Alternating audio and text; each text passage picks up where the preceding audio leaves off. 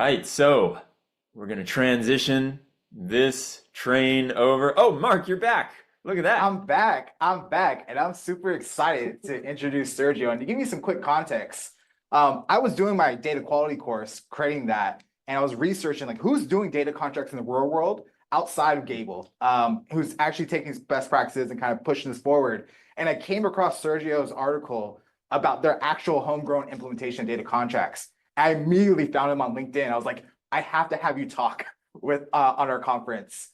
Please share what you're doing because I've read their article. Please, I'll go find the article, try to link it in the chat as well. It's a great read, but you'll hear from him right now. So welcome, Sergio. Thank you Incredible. very much. I really like to enjoy the article. This is our humble implementation. I'm going to talk about it. I hope you like. I'm going to share the screen. Okay. All right, I can see it. Excellent. Yes, that's it. So yes, that's it. I'm going to talk about our implementation. It may not be the best one, but as Mark said, it's the one that is working for us, and we are achieving some success with it, right? So just a little bit about me. Well, my name is Sergio, as you said. I'm originally from A Coruña, which is this small town, well, for European standards, a small medium-sized town in the top left corner of Spain. I got two kids. I work for several companies. Now I work in Adevinta. And what is Adevinta? Adevinta is an online classified ads company. The focus is in Europe. We also have some marketplaces in Canada and Brazil, but the main focus is in Europe. I'm working, and my team, we are working for Adevinta in Spain. And in Spain, we have these six sites. We are managing different kind of data from real estate to job searching, car selling, and that's it. And a generalist site as well. And to give you just a glimpse about the amount of data we are processing, we have 600 terabytes in the data lake right now, and we are ingesting daily around 4 terabytes of data. So let's go to the challenge we faced when we started to implement data contracts. First, what we call an event. The kind of data we are processing in this company for analytical purposes is the events of the client behaviors in the site. No? Every time a client click a button in a site, publish an ad, delete an ad, save an ad as favorite or something like that, an event is generated, and through a microservice is sent to Kafka. These microservices work also in the operational world, but we need to gather that data from the operational world and carry it to the analytical world, right? So this is the old ingestion pipeline we had. The first issue we found here is that we have a regular expression to match a topic name. So every topic in the company was being ingested if it matches a prefix.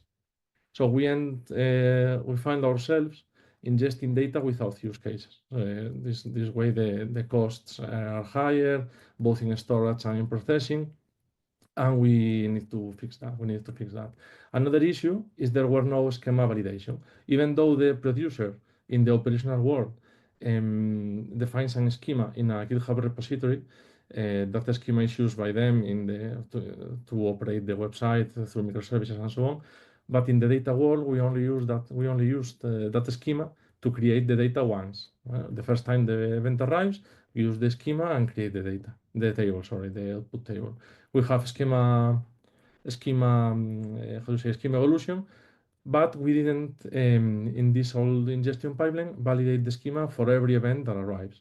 And so we have unexpected errors. Someone changed the data without changing the schema, or the other way around.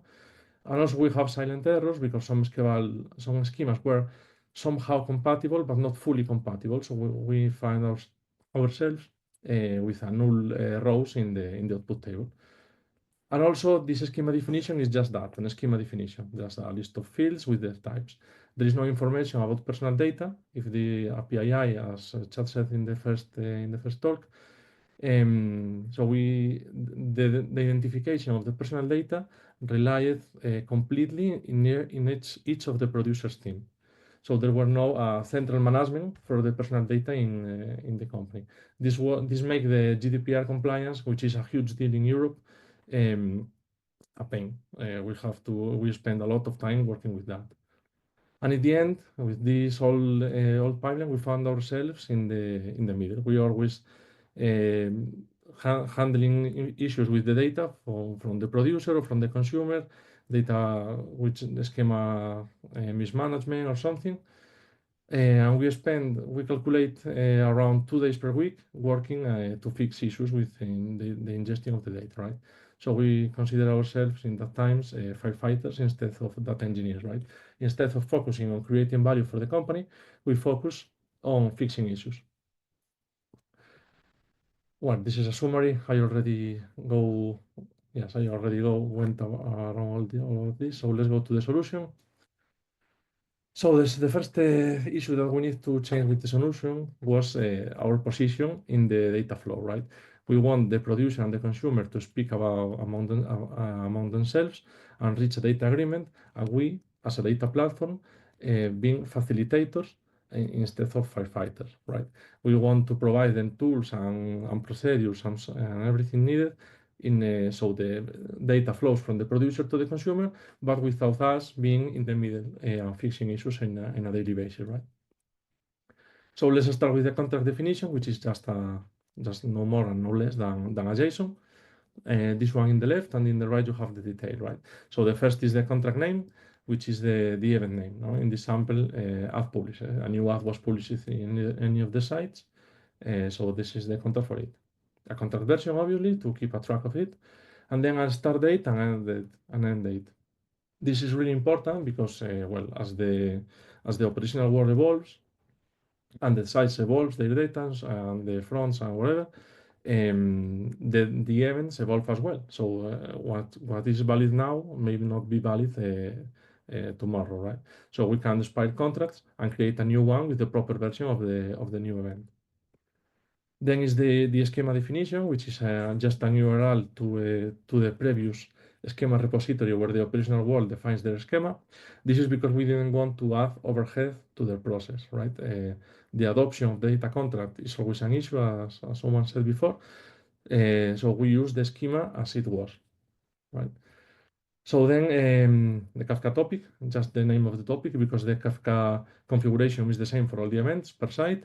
So it's in another place, right? It's in the code in a configuration file. The user doesn't, nor the producer, nor the consumer needs to be aware of it. And then here's one of the most important section is the personal data section. It's optional because not all of the events have personal information. So in this section we have an array of every one of the fields that are carries personal information with their name, payload.name and payload.email in this example.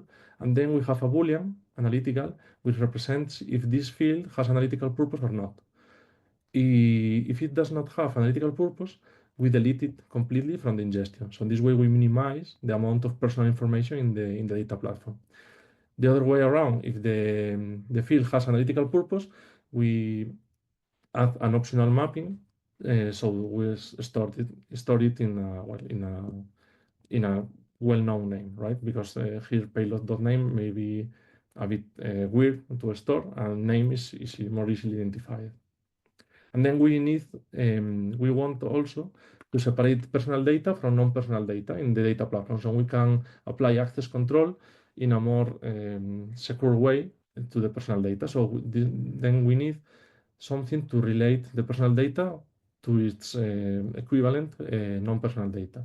And this we have the relation key. The relation key is the ID of the event normally.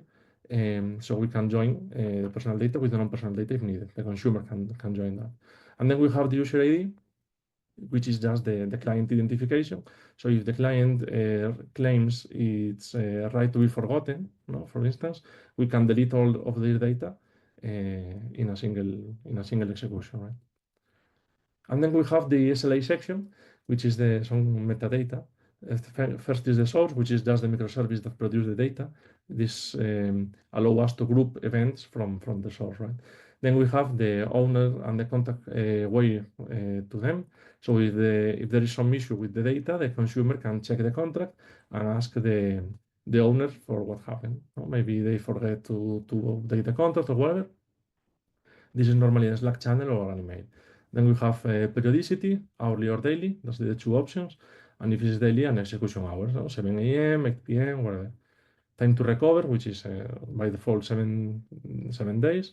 And retention is something that we still need to implement. That is in the contract, but it's not implemented yet.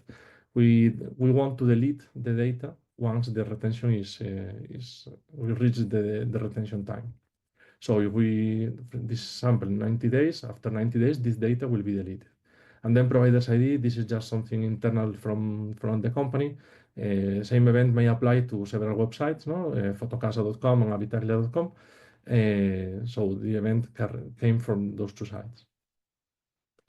Right, okay, now we have the contract, but we want to ensure its adoption, right? So first, we don't want the producer to have to create the contract manually. This worked for the MVP, but as the process matured, we want it to be in a more automated way. So here is the life cycle, right? So the producer from the operational world and the data consumer, data scientist or data analyst from the data world, analytical world, reach a data agreement. The data producer defines the schema and store them in the schema repository, and here comes the automation that we implemented. This merge of the schema definition in the schema repository will trigger a GitHub workflow that will create a contract proposal. We use generative AI to infer the personal fields mainly, but we want to improve it. But so far, with generative AI using AWS Bedrock, we infer and list the personal fields in the contract. And we'll notify the user once the contract proposal is created, so the producer can iterate over it and finally reach a well-formed data contract. We have also automatic validations, so the producer can check by itself if it's okay or not. We, as a data platform, we are just oversighting, but we don't need to be involved here in nothing more than be aware of some error came or whatever. Once the contract is okay and is validated through the automatic validations, then we trigger several GitHub's workflows to schedule it, right? So the first will create the DAG in Airflow to schedule using the information from the data contract, hourly, daily, whatever. Then we will create or update the table, depending if the schema is a major or a minor version. If it's a minor version, a new table will be created. If it's a minor version, the existing table will be updated. It will also create the personal data table. And we send metrics to Datadog, so the producer and us as a facilitators can check for the creation of the tables and see if something is right. And then finally, we'll upload the data contract to S3. So the later the ingestion process will be able to read it. And then the data consumer will merge and activate the DAG, right? This is in the data world because the Airflow is in the data platform. So we have the contract proposal. This was the life cycle, but what is a contract proposal, right?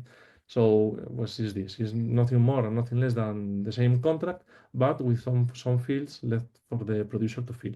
The contract support, data periodicity, execution hour, time to recover, and retention. Some of these fields, the PII fields, for instance, we infer it through generative AI. Others, such as the owner, the source, and the Kafka topic, we gather it from the company repositories. We look for the event name and then gather the microservice who is creating it, who is the owner of that microservice, is the same owner as the data, and so on. This allows us to have a contract proposal fairly complete. Almost everything is complete other than the SLAs. We also recommend the producer to check the personal fields because it's a proposal, they know the data better, right? And then we reach the runtime. We already have the contract. The Airflow will trigger per event, one execution per event of a Spark engine. First, the process will get the contracts and filter the live ones based on start and end date. Then we filter by site, event, and version because some topics are multi-event. And then we apply the schema. For every event we are ingesting, we apply the schema. I think something is wrong, no matter what, we will send the data to the quarantine database. If the schema is right, well, we delete the non-analytical personal data based on the information from the contract. And then, again, based on the information from the contract, we separate analytical personal data from the non-personal data. We will generate two data frames and store each one of them in a different table. The non-personal data in non-personal table, and the personal data in the personal data table, where we can apply a more secure access control. And obviously, there are metrics and alerts and so on. We will talk about it later. Now, in fact. So, what about observability and alerting? As I said, the process will send metrics mainly about volumetry because it's something that is really important for us to detect when there is a sudden spike or a low point in volumetry, but also error detection. If there is an error of any kind, normally is due to schema mismatch, but it can be any other issue. For instance, if we upload a bug or something, an alert will be raised and to a Slack channel. So anyone in the company, both consumers, producers, facilitators, whoever he wants, can check it, right? So once an error is sent to the alert channel, the producer can check the quarantine database and fix upstream or fix the contract or whatever issue it is, fix it and then reprocess. The quarantine database is not for reprocessing, it's just to check the error. Then the data is always reprocessed from the source.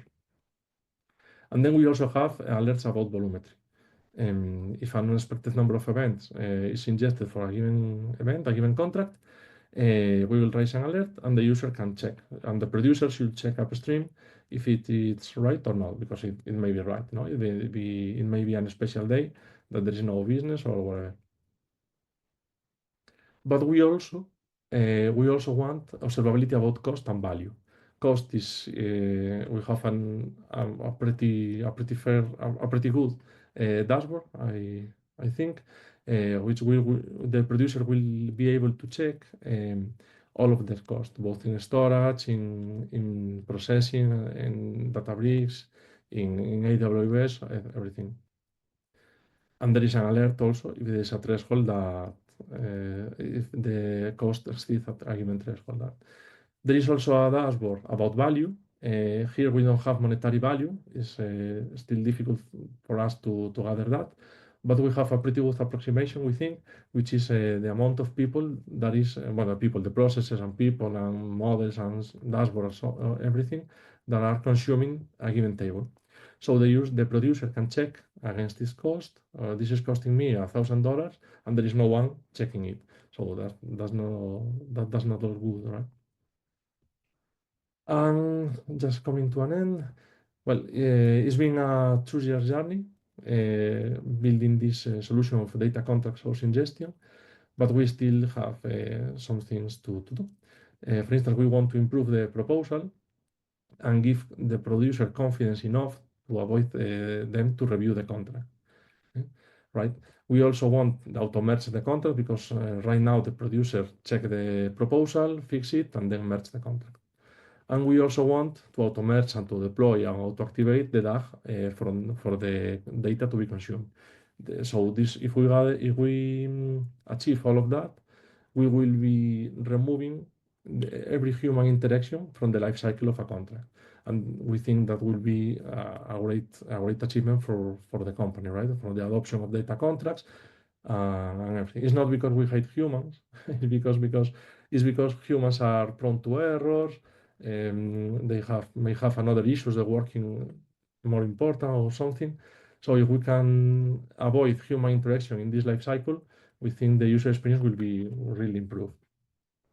And as a conclusion, well, what we achieve with this implementation, we achieve a centralized and unified management for personal data, which is a great advance for us. We separate private data for non-private data, so we can apply different access control on the private data. We have schema validation both in definition time and runtime that may look pretty obvious, but we didn't have it. No? So it's an achievement for us. We are ingesting only events with an analytical purpose. This way we are cutting costs for the company. So if an event has no absolutely not analytical purpose, just simply but not creating a contract, it won't be ingested, right? And the producer can check cost and who are using the events, no? In an approximation of be able to compare cost against value. And just some numbers here. Well, we went from we don't know percent of personal data identified in the data platform. We didn't know because this fell on each of the producers' team. So there were no centralized way of knowing this. Right now we have 40% of data and personal data identified in the company, and 65% of the producers are aware of their data, of the value of their data. This is not 100% because there are still events in the old pipeline, right? We are still migrating them to the new pipeline. We have a good speed migrating them, but there's still a lot to migrate. And we went checking the Jira and so from 2 days per week fighting issues with data to half day per week, which is a huge improvement for us. And there were also some less time of the analyst cleaning and preparing the data. We hope this get even lower once the migration of all the events are complete. And that's it. Thank you very much. I hope you enjoy it. And if there are any questions, please let me know. Muy bien, me ha gustado, Sergio. All right, so let's get into these questions, man. We got some hot ones coming through.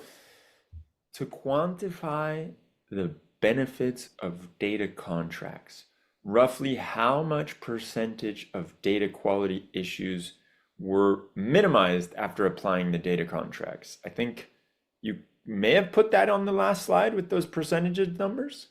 Yeah, somehow. I didn't put percent of data issues, I think, but I think the going from 2 days per week fighting issues to half day per week is a good is a good metric. Yeah. Okay. And are there, as you're looking at that, like I see all these numbers and I instantly think to myself, are there other key numbers that you feel like, wow, this is a huge success on that you didn't put on this slide because you probably didn't want to just keep going and make the slide too big? Any other number? I don't know. We have, I think the main issue, the main number for us is the time spent fixing issues, both for us and for each of the teams in every site, which is not here. But every engineer team, every data team in any of the sites, no, in real estate or InfoJobs or whatever, they also spend less time now fixing issues with the data than before. All right, let's go to the next question. Mohit is asking, is implementing the data contract a trade-off of data quality against data latency? For batch pipeline, more time for executing the pipeline since we're validating the quality of the data. For real-time pipeline, latency and data availability at data destination since we're validating the quality. It's an amazing question. I don't think it's really much more latency by validating the schema here in the runtime, but there is a lot of latency, a danger of latency actually, in the definition time because before we ingest just every topic. As soon as a topic is created and it has data, it will be ingested. But right now, we need to create the contract, which is somehow automated, not everything, but is a bit of automation. We need to create the contract and validate it, then create the DAG, validate the DAG, deploy the DAG. So in definition time, there is absolutely a risk or of higher latencies. That's why we want to avoid human interaction in the loop. As soon as the schema is defined, the contract will be available in a couple of minutes, and the DAG will be deployed to production in, I don't know, 15 minutes, maybe, or half an hour. There's another one coming through about how data contract versioning should be handled. The end date for the contract has not elapsed yet, but there is some change that the producer wants to make to the contract. Is it typical to have two valid contracts, perhaps producing two different data sets for some overlapping period. That seems like a high cost solution, but ignoring editing the contract after creation seems equally bad. Is absolutely valid for us, having several versions of the same contract and the same event alive at the same time. Because when in the operational world they change an event, they evolve an event or so, um, it's not a how to say it's not an immediate change. They need to perform some tests, some issues, they evolve the front and the back, whatever. Yeah. So we have for some events several contracts, well, two contracts, maybe two versions Oh, of the contract interesting. alive at the same time. Hmm. Okay. So it's okay. You just said something that I haven't heard before. It's okay to have various contracts on one event. Yes, at least for a transition period, Uh-huh. in our needs, we have it. At the end, it's true that the old version of the events will be deprecated, and the contract will need to add an update in the contract. But for some of the events, there is a transition period, and we will be ingested a couple of versions of the event. Yes. Awesome, man. Well, let me keep this going. How would you differentiate between master data management and data contracts? Whoa, I didn't get that. What is I'm not sure maybe I explain fully more about? understand that either. Let me see here. How would you differentiate between master data management and data contracts? If that doesn't make sense to you, we can keep moving because I got more questions for you. I can we keep moving or Yeah, and yeah, sure. we'll let Ole clarify what they're saying in the chat while I ask you this next one, which is who drove the change for data contracts within the organization?